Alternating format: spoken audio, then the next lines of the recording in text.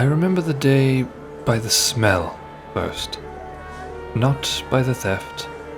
Not even by the taste of the apple. Though I remember that too. No, I remember the mingling stench of dust, sweat, street oil, and crushed flower petals ground underfoot. This was Palperroth. Well, Palperroth during the festival, at least. A city pretending to be beautiful. Banners hung like blessings from the eaves, bright enough to fool even the sky. Children ran with pinwheels. Nobles let their shoes soak in rose water, while street brats like me bled on the cobblestones. I was, 10, 11 maybe? I'd counted coins in my head more often than hours in a day. The soles of my boots had long since betrayed me. I was stitching them with fish gut by then. Slippery work and cruelly ironic. And I hadn't eaten since dawn 2 days prior, I believe. I knew the cart before I knew the man. 3 wheels, 1 cracked, sits half a foot lower on the left, leans with the city's weight, like everything else. He sold fruit, bruised and fading by noon, just like the rest of us, and I watched him. I watched him the way a crow watches a dying fox. Not with any malice, but with a cold kind of patience. The apple itself wasn't anything special, red-skinned, gold-flecked, not perfectly round. A runt, really. The kind you leave for last in a bowl and forget until it shrivels. But I'd never tasted gold in my life, and, well, hunger makes liars out of standards. I made my move when the wind caught his eye.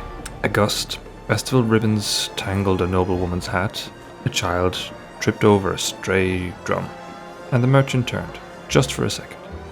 I moved, light feet, breath out, fingers like smoke. But I wasn't nearly as clever as I thought.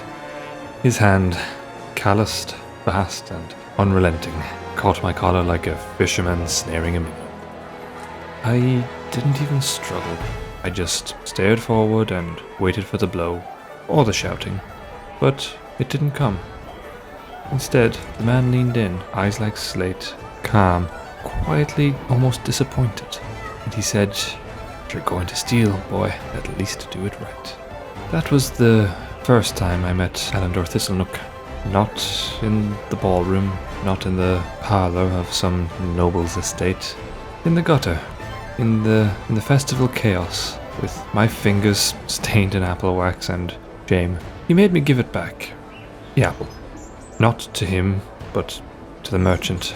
The shame of it burned deeper than the hunger.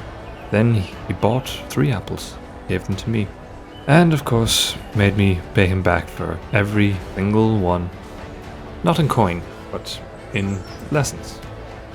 He taught me how to walk with a confidence, how to wear silence like a cloak, how to spot power in the room, and how to rob it blind without ever drawing a blade. That apple was my tuition, and I've stolen far greater things since. Names, secrets, the truth, when it suits me. But that apple, that was the first. The seed.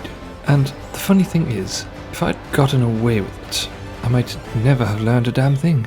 I'd still be snatching fruit and running from dogs. Instead, I learned how to lie, with style, and how to steal the world, one bite at a time. Remember this, it's not the hunger that makes the thief. It's the lesson.